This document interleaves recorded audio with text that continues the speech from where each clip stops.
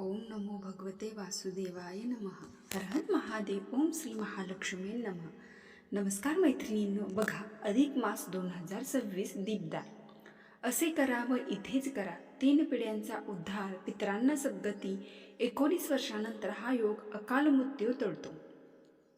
आयुष्यामध्ये आपल्या हिंदू संस्कृतीमध्ये दानाला खूप महत्त्व आहे. दान हे वेगवेगळ्या पद्धतीचं वेगवेगळ्या ठिकाणी वेगवेगळ्या स्थानी आपण आपल्या पद्धतीने करू शकतो. पण त्यातल्या त्या सर्वात जास्त श्रेष्ठ दान मानलं जातं ते म्हणजे अन्नदान, दुसरं म्हणजे दीपदान, तिसरं गोदान. गोदान सुद्धा अत्यंत श्रेष्ठ दान मानले जाते. पण आता आपण बरेच जण गोदान करू शकत नाही.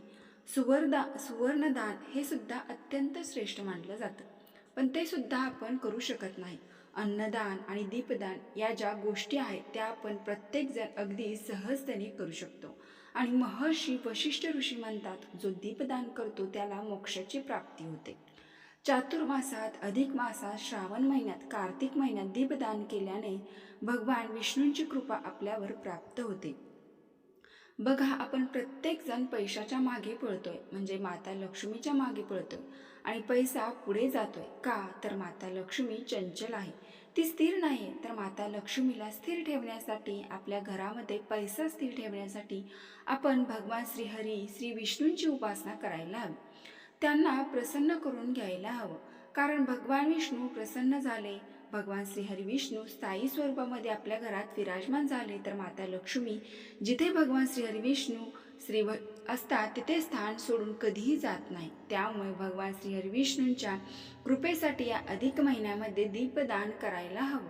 आणि भगवान श्री विष्णू माता लक्ष्मीला प्रसन्न करून घेण्यासाठी सर्वात श्रेष्ठ आणि सर्वात प्रभावी सेवा म्हणजे दान.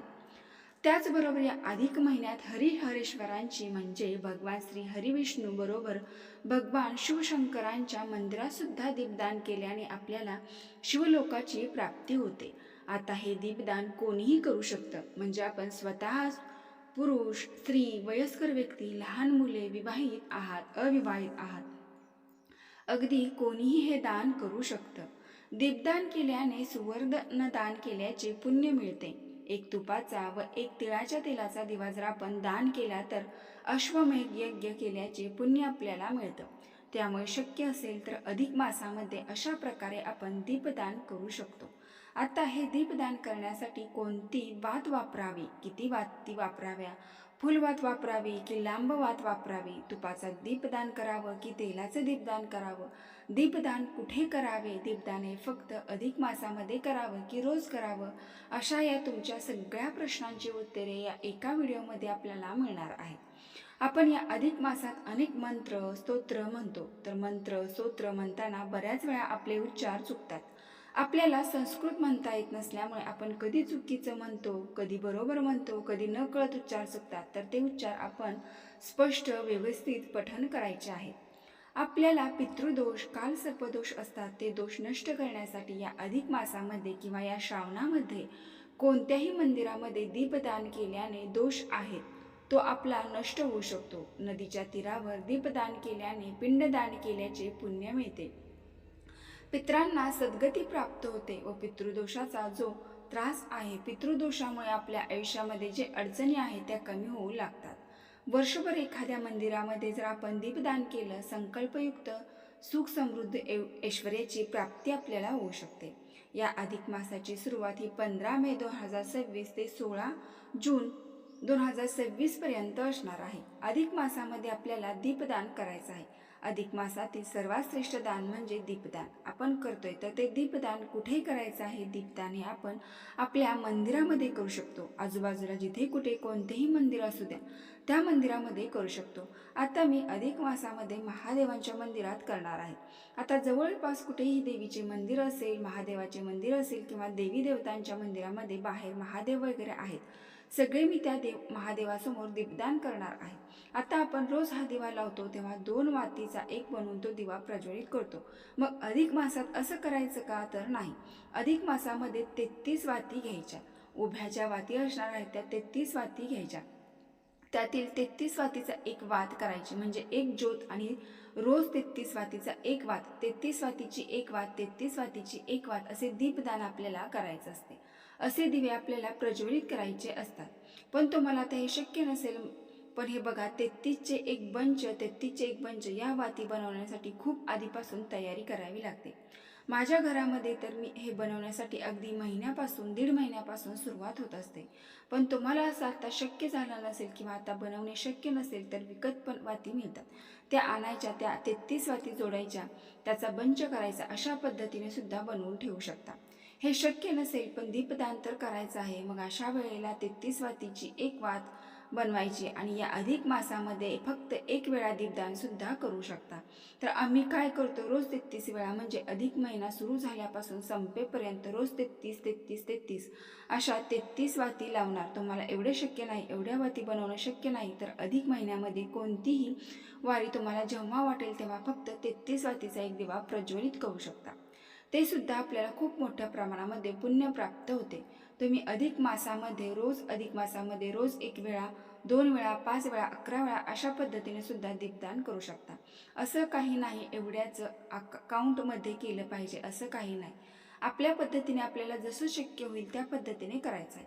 दीपदान करत असताना एकतर आपण मंदिरामध्ये करू शकतो, दुसरं म्हणजे दीपदान आपण एखाद्या नदीच्या काठावर जाऊन करू शकतो.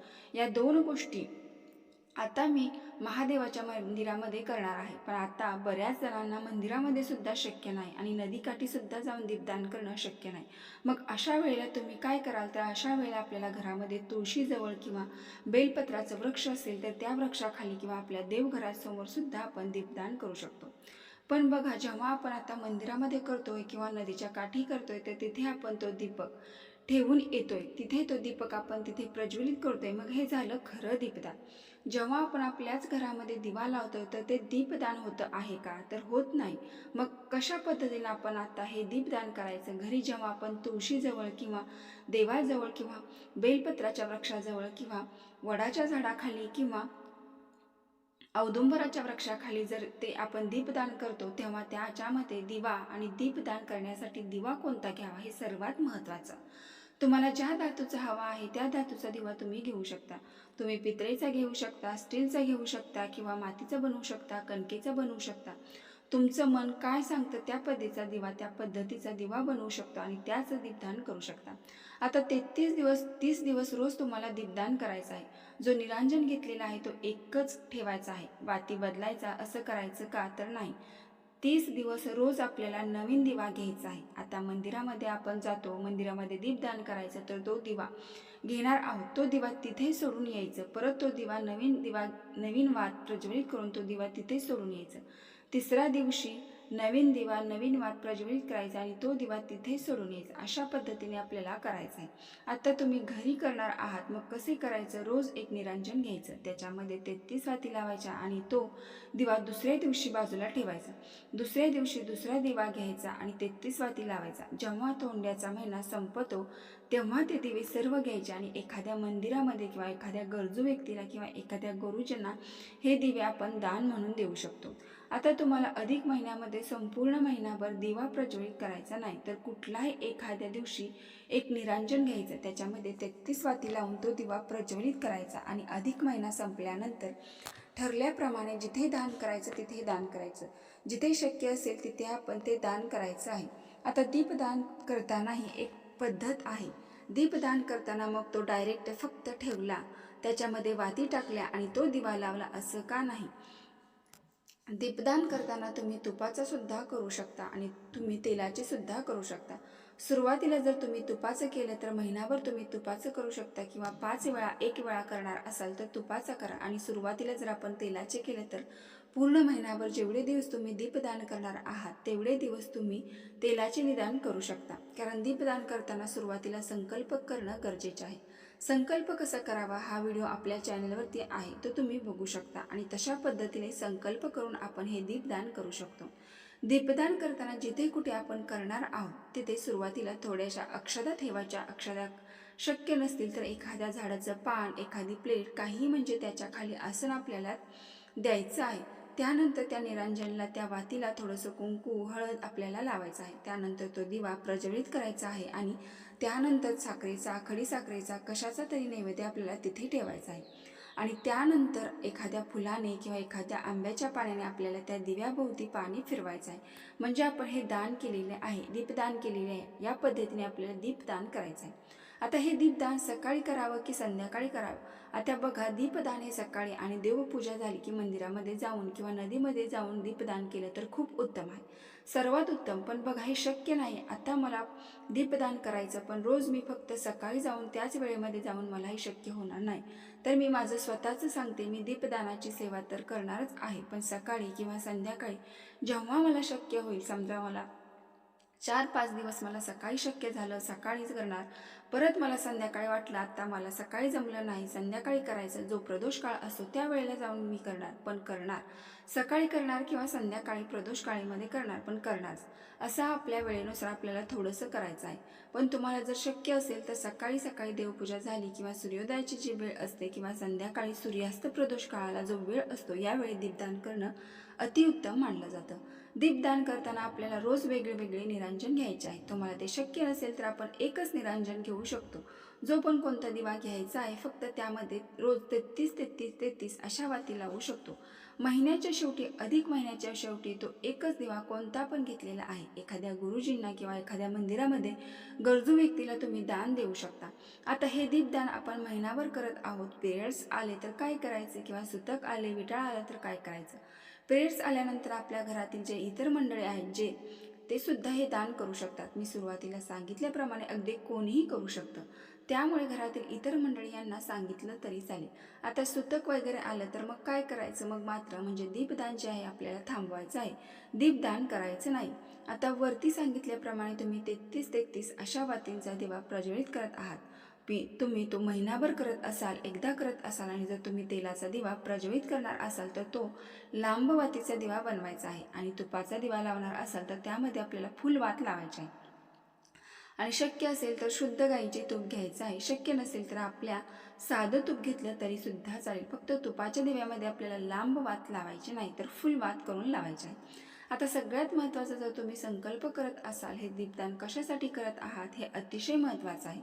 या संपूर्ण अधिक महिन्यामध्ये हे दीपदान कशासाठी करत आहात? लक्ष्मी प्राप्तीसाठी करत आहात किंवा घरामध्ये सुख संपत्ती समृद्धी प्राप्त होण्यासाठी करत आहात किंवा तुमच्या घरामध्ये खूप भांडणतंटे नकारात्मक गोष्टी घडत आहेत त्यांना नष्ट होण्यासाठी करत आहात, तेव्हा तुमच्या मुलाची पतीची भरभरून प्रगती व्हावी यासाठी करत आहात किंवा तुमच्या घरामध्ये जागामध्ये काही दोष आहे ते दूर होण्यासाठी संकल्प करू शकता किंवा तुमच्या पितरांसाठी तुम्हाला पितृदोष त्रास आहे पितरांच्या सद्गतीसाठी आणि तुम्ही जर हा संकल्प पितरांसाठी करणार असाल तर नदीकाठी जाऊन हे दीपदान केलं तर अतिउत्तम. किंवा महादेवाच्या मंदिरामध्ये जाऊन महादेवासमोर आपण जर पितरांच्या सद्गतीसाठी पितृदोषासाठी संकल्पना करून हा जर दिवा लावला तर ती इच्छा लवकर पूर्ण होते असे म्हटले जाते. शिवपुराणामध्ये म्हटलेले आहे सुद्धा की अकाल मृत्यू, पितरांना सद्गती, पितरांना शांती प्राप्त व्हावी, पितृदोषचा त्रास कमी व्हावा यासाठी खूप वेळा महादेवाच्या मंदिरामध्ये सेवा केल्या जातात. म्हणून अधिक महिन्यामध्ये पितरांना सद्गती मिळवण्यासाठी, पितरांचा दोष दूर होण्यासाठी महादेवांच्या मंदिरात जाऊन एकदा तरी 33 वातीचा एक दिवा नक्की प्रज्वलित करा. तर मैत्रिणींनो, अत्यंत महत्त्वपूर्ण माहिती मला तुमच्यापर्यंत पोचवायची होती. व्हिडिओ पूर्ण माहिती आवडली असेल तर आपल्या चॅनलला नक्की एक लाईक करून कमेंट बॉक्समध्ये ओम नमो भगवते वासुदेवाय नमः टाईप करा किंवा हर हर महादेव नक्की टाईप करा. धन्यवाद.